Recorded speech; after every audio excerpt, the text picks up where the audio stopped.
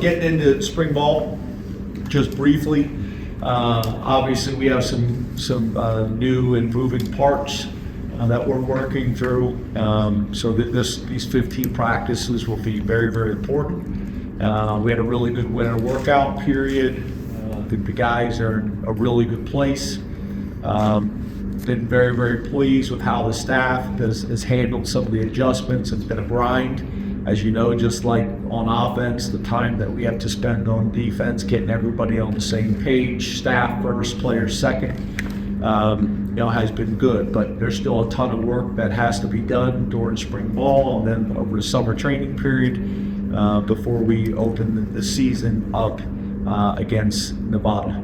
So look forward to answering you guys' questions and open up the questions.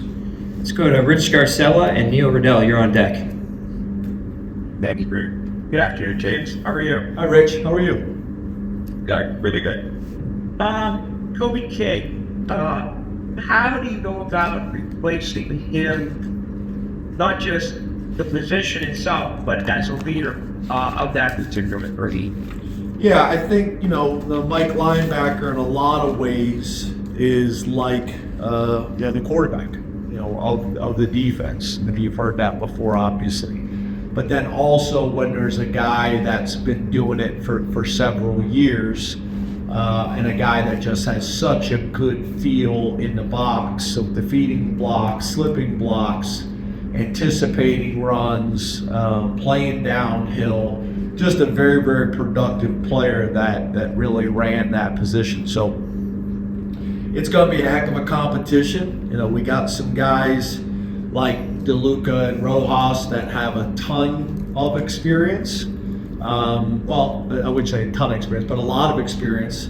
And then there's some guys like Wiley who's coming off an injury that we're going to need to get evaluated. You got Tavia Robinson that's ready to take the next step. Speck is a young player that we're expecting to take the next step as well. You got Arrington, you got D, you got Tash, who's been impressive since he showed up on campus, him and Arrington. So there's a number of guys. Kari Jackson is a young guy ready to take the next step. So there's a number of guys. But right now, I'm not sure how it's going to play out. One of the things that I think helps is we're probably going to go back, I think you guys know this, go back to my Vanderbilt days and then some of the days, some years when we've been here a little bit more than others, but we'll probably base more out of a 4-2-5, which I think also helps with that. That doesn't mean that we still won't go sub-package and go to a 4-3. When it makes sense. It puts our defense and our team in the best position to be successful. But we were always a 4-2-5 coming to Penn State. And then you get to Penn State, you got really good linebackers, and it's LBU. Then some years it didn't necessarily make sense doing that. And then obviously with some of our youth and lack of experience at linebacker, this is a way that I think fits our personnel this year, and also fits with what Jim has liked to do in the past. And obviously these were a lot of our conversations before him coming here. Let's go to Neil Riddell, followed by Frank Bodanin. Hey, thanks, Greg. Hey, James. Hey, Neil. Hey, I was curious, how will you approach the workload for your established veterans, Drew, Singleton, Allen, Denai, those guys that are really, kind of know what they can do, right? Is it a question or a statement then? Maybe a little about how will you approach the veterans? Yeah, Caught me. What was the last thing you said? You caught me. Yeah.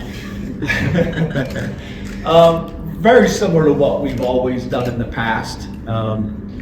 With our established guys, you guys saw it with Olu Fashanu, like with our established guys who played a lot of football, we will modify their reps. It's a fine line because they still need to get better. That's why they came back. So we need to be smart about that. I also think it creates an opportunity for the guys that are behind him that are competing for more significant roles. It gives you a better evaluation on those guys as well. But for our established guys, we talk about it as a staff and go around each position. Coach will talk about what his plan is for what guys, make sure that we're on the same page, how I see it as well as how they see it. And then we'll implement that during spring ball. We did the same thing with Tyler Warren last year. So I would say there's probably about one if not two guys like that at every position that will have some form of a modification this spring and really in training camp as well. Let's go to Frank Bodani, followed by Johnny McGonigal. Hey, good evening, James. How are you today? Good, how are you, Frank? Wonderful. Thank you. I'm always impressed with the consistency of your hair. Oh, my goodness. Combination of haircut, and I think we've talked about mousse in the past. Isn't that what you use? Mousse, isn't that what we talked about? Or is it gel? Yeah, that would be gel. Gel, I'm sorry. The consistency is impressive. You're a little envious considering. I agree. Like it's the same thing that happened, at the Notre Dame press conference. So like people thought I was taking shots. I was not. I was envious of his hairline, just like I'm envious of yours right now. Okay, no shots, but I do want to ask you about Drew Out, if I may. You just want to start talking about what you got on the call for, not your hair. I'm gonna forget if I get it.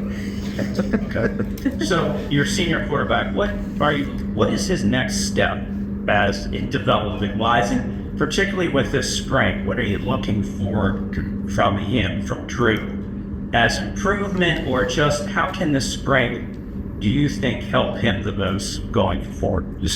Yeah, so a couple things. I think number one, I get this question a lot about a lot of players or on offense and defense. A lot of times it's not like one thing. And I would say that's the case with Drew. He needs to take another step this year, which I think he's done every single year that he's been here. He's taken another step, when it comes to his mobility. He needs to take another step when it comes to his leadership. He needs to take another step in terms of his,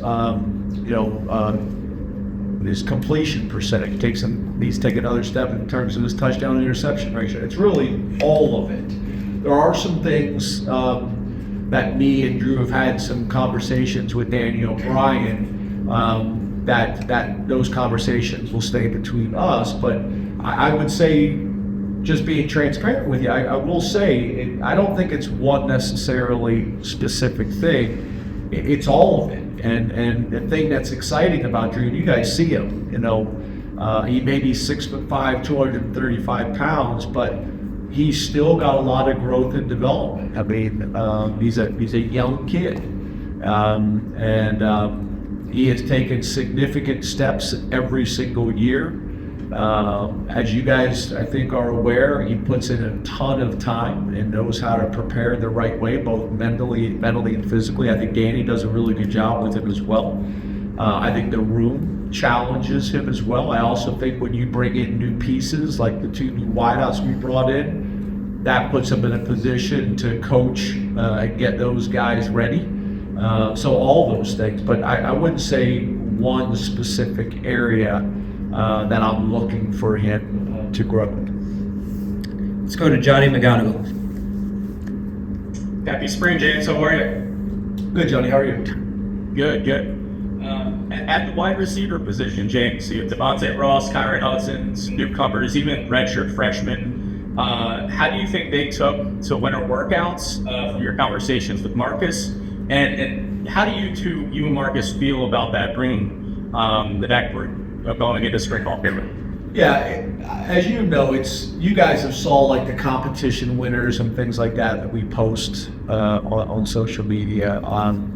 But we don't have footballs really involved. So to really judge a wide receiver before you've seen them, at practice and running routes and creating separation and one-on-ones and making contested catches and catch percentage and catch radius and those such things, it's hard to say. It's just hard for me to say that in terms of their attitude, in terms of their work ethic, in terms of their demeanor, in terms of their fit in our locker room. All those things have been really good. In some ways, I would say recruiting guys like Ross out of Troy and schools like that, a lot of times those are exciting because no knock on any other school or any other place, but we just have a little bit more resources. So those guys have a chance to develop a little bit more than when you go get a guy from a similar type program. So it's been interesting to watch those guys grow. They've been awesome. And I know they've been a hit with their teammates in terms of kind of just how they've been in the locker room. So we'll have a better idea. You guys will have a better idea after today. We'll talk about that at the end of this press conference. We'll talk about that in more detail, but we'll all have a better idea after spring ball. Let's go questions in the room over here on the right. Mark? James, I just wanted to acknowledge we have an empty seat back there where Lou would usually be, and he'll be missed in this room. I wanted to ask you. I agree, and I'm glad you brought that up. He's always monitoring all of us, so it was fun to have him here, and he'll be missed. Yes, sir. I appreciate you saying that. Yeah, with respect to the team, can you tell us about the availability of Rojas and Rapp, and maybe the Donko for the spring? I saw that Rojas was in a bit of a sling, and we always know the other two guys weren't available for much last year. Yeah, so I don't want to speak in terms of the length of spring ball because I don't know exactly how that will play out, but they will not be fully available in the beginning of spring ball, and we'll just see how that goes. It's hard to say. Everybody kind of heals differently at a different pace, and how they attack treatment and those types of things. Obviously, our doctors and trainers kind of have basic guidelines about how long certain injuries take to heal, things like that they go by. But that's hard to say. But they're not completely available to start spring ball. There's some things they'll be able to do, and there's some things that they won't. You're in the front, Audrey. Hey James, how are you? Good, Audrey. Good, thank you. I wanted to go back to Ross and Hudson a little bit, if I may.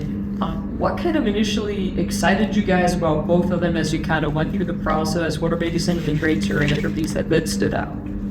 Yeah, so Hudson, I'll start with him. Like, he's just a guy, comes from a great high school program, played at a big time college program, had success at this level already. But the other thing I will say about him is, like, whoever you talk to from his high school, whoever you talk to from his previous institution, and on our current team, everybody just loves the guy. Tremendous work ethic. Obviously made some big time plays. Everybody saw the huge catch he made against LSU, the one-hand catch. So he's done it at this level before. And obviously, I think there's also an aspect when guys know it's their last year. I think there's a motivation that comes along with that as well. With Ross, a very different scenario, different body type, different school he came from. But I will tell you, one of the things that really jumped out at us is I have a ton of respect for the University of Iowa's football program and what Coach Ferentz has been able to do there, specifically on defense and special teams.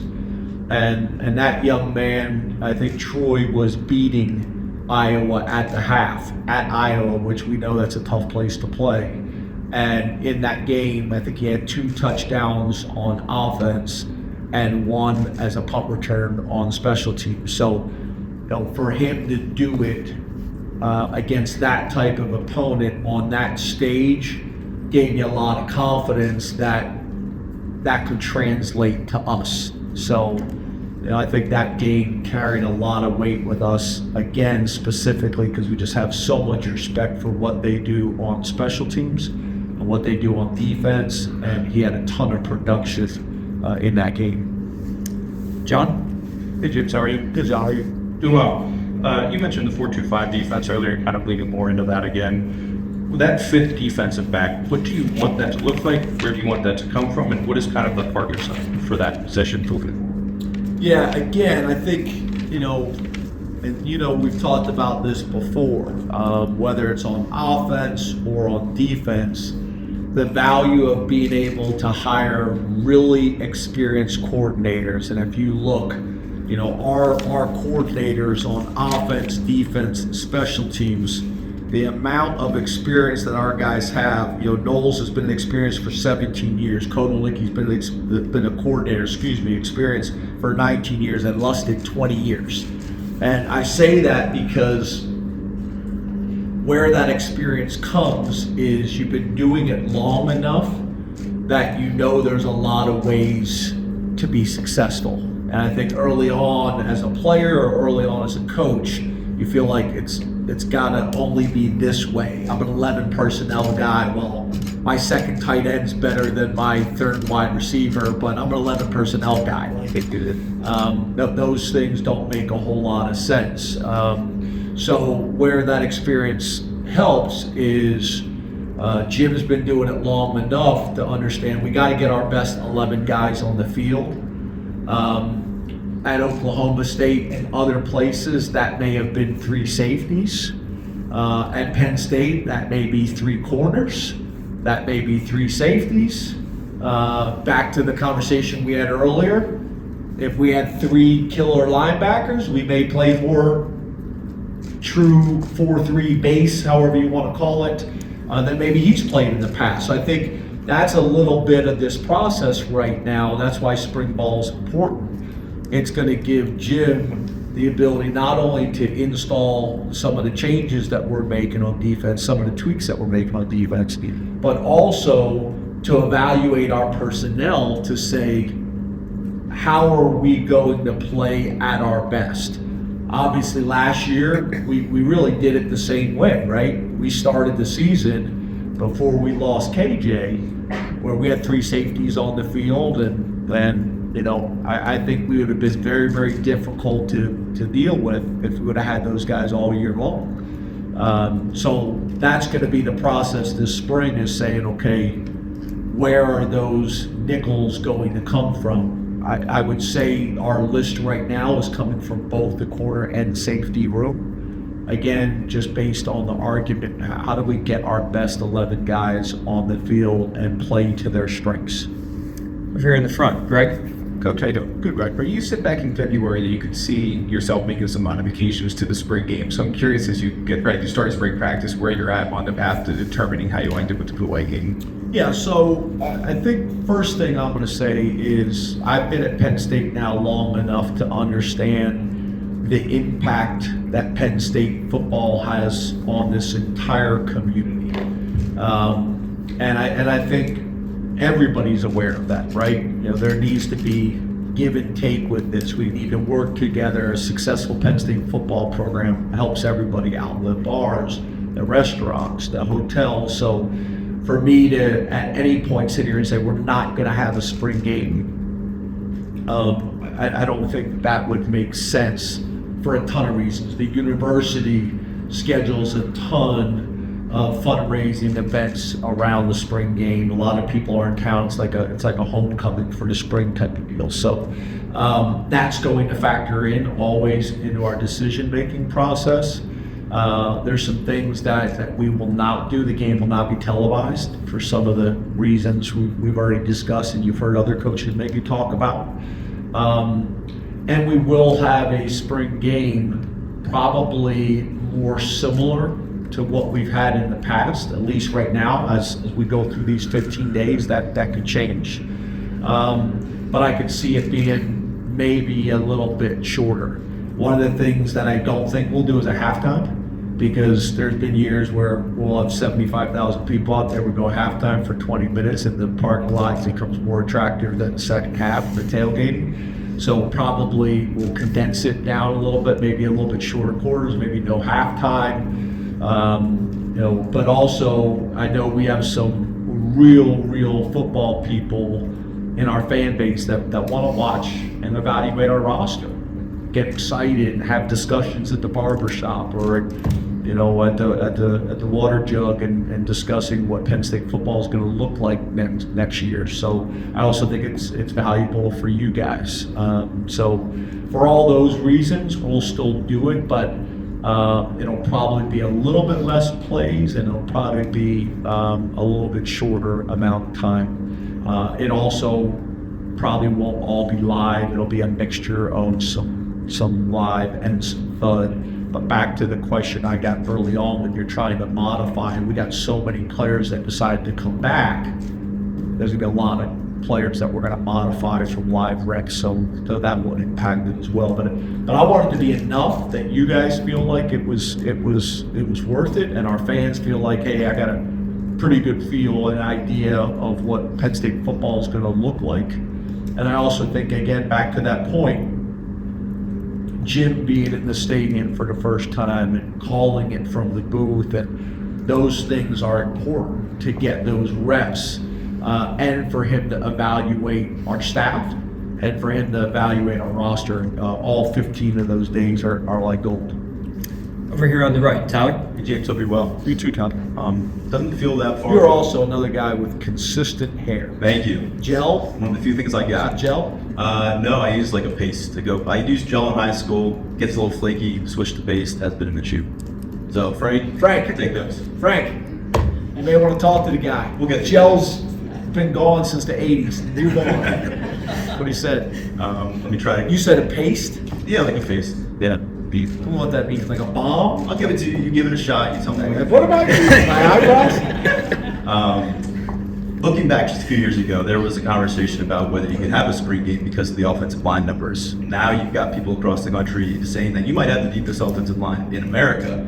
So I'm curious, from your standpoint, what does that make the formula for spring ball look like? Where Phil Travelline's trying to figure out who's the real option, where they could be an option. You're trying to get enough guys reps where they feel comfortable. I know you've got the spring portal window, so when there's big numbers, I know that looms large for staffing personnel decisions. What is the game plan for working through kind of the opposite of a numbers issue at offensive line this spring? You know, it's interesting because you guys know this, but when I got here, I think there was a kind of an NFL philosophy dealing with how to handle the sanctions and to reduce numbers, and it really took like an NFL model where, you know, we had 5 starters and a couple swing guys, and we barely had that. So, you know, I think for a lot of us, whether it's your profession or mine, you get scarred by those experiences. And this was pre-portal, so you couldn't solve problems quickly. So, you know, I'm a big believer that you gotta develop and recruit up front on the O-line and D-line, and yet you really don't ever want to come short in recruiting of those positions. And because the other thing is, a lot of times those positions take time. We've talked about it. The closer you are to the ball, it's a man's game in there, and age and strength and size, the major factor. So we've worked very hard at building those numbers, and Trouty's done a phenomenal job. So yeah, I think one of the things we've talked about in the past is, okay, you're short on the O-line. Well, how do you schedule practice to make sure the quarterback still gets his development or a running back gets his development? So that would really be at any position. If you're short at one position, it can screw up the development on that side of the ball as well as across the ball. So making sure that guys get enough reps is really important. We've been a big 2-spot team, whether we're practicing full speed 2-spot or whether we're doing the install periods in 2 spots. We will make sure everybody has a chance to learn and get reps. To me, you learn best by doing, not watching. So we'll do that as much as we possibly can. But then there also may be some periods where we say, okay, you know, we're not comfortable going live, you know, with the 1s and 2s, but we got a bunch of 3s and 4s that we need to evaluate. Some are just young guys, so we may go live with them and do some scrimmage periods with those guys. So we'll just see how it plays out. But being able to evaluate all those guys, being able to develop all those guys at every position is important. And to your point, whether you're heavy or short at a position, you got to make sure that it doesn't stun guys' development. So all these things kind of factor in. That's why we spent a ton of time on planning out the practices. I typically plan them out with Ben Kerr and Nellie, our sports scientist. Then I get together with the coordinators, go through it with them, see if they have any recommendations or suggestions, and then we go through it with the whole staff. And as you know, we pretty much have all 15 set, but then we'll tweak them as we go based on what happened in previous practice, what we need more of, what we need less of, those types of things. But we're in a good position right now. I like the plan. I'm excited about, what we're going to do, how we're going to approach it. But it's going to be an important spring ball for all the reasons I've already mentioned, specifically on the defensive side of the ball. Front left, Mike. Hi, James. Hey, Mike. As you know, April 7th, Judge Wilkins going to probably approve the NIL agreement.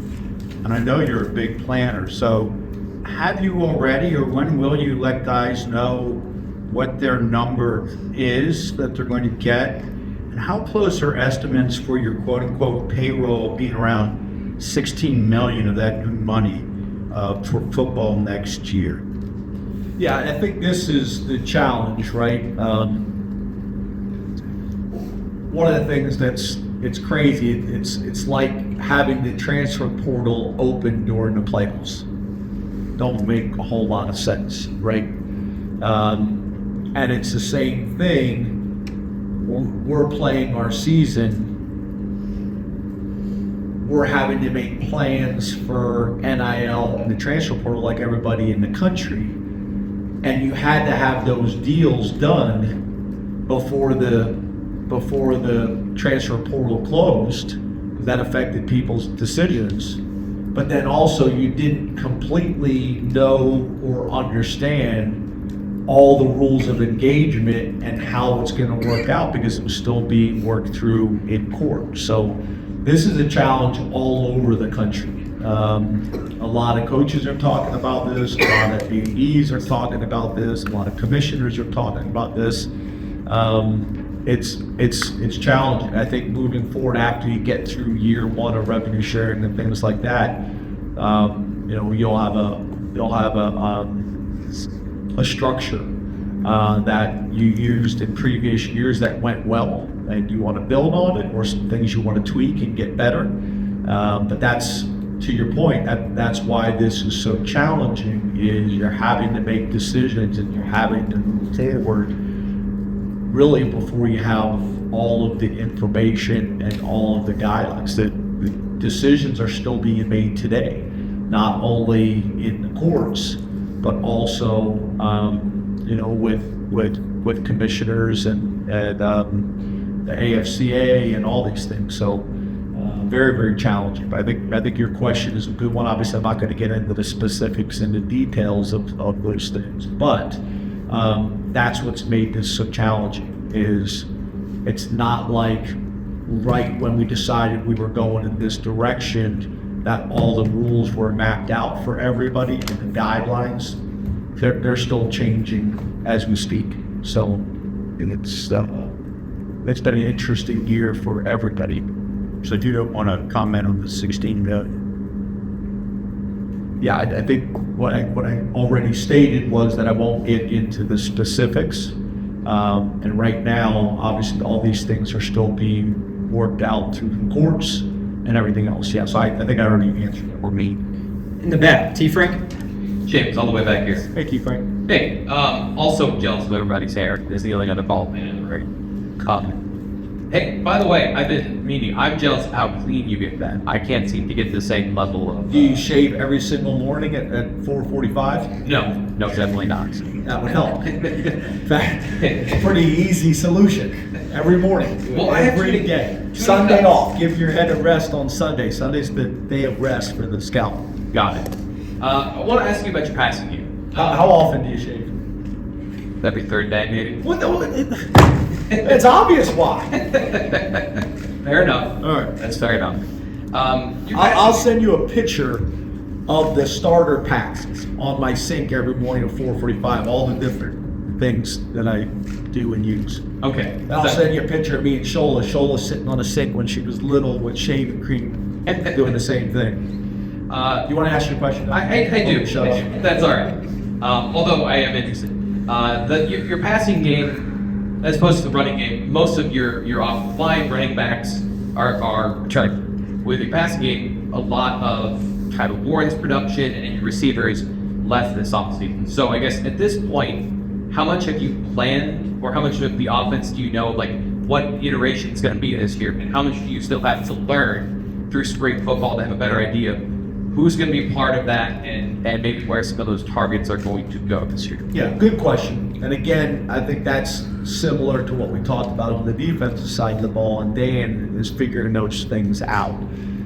To me, I look at it as an exciting time, and if I'm a wide receiver or a tight end, I'm excited because Tyler Warren had how many catches last year? 102, I believe. Those catches got to go somewhere, right? So, if I'm wide receivers, I'm excited. If I'm tight ends, I'm excited because that production needs to go somewhere. And I think we've talked about this a little bit in the past, right? Like, the interesting thing is the wide receivers need to understand they're not just competing with the wide receivers, they're competing with the running backs. Like, who's going to get the touches? They're competing with the tight ends. Who's going to get the touches? The tight ends are doing the same thing. They're competing with the other tight ends, but they're also competing with the other rooms, the receiver room, the running backs for touches. And at the end of the day, we got to make sure that we're getting our best players the ball. And I think the other thing that we're going to have to do is we're going to have to make sure we have enough of those people. Obviously you got two proven commodities in the backfield behind an offensive line to the point you're made. Well, who's going to be the guys that step up in the tight end room? Who's going to be the guys that step up in the wide receiver room? And that's going to be very, very important for the development of our offense, for the development of our team, and for us to take another step this year.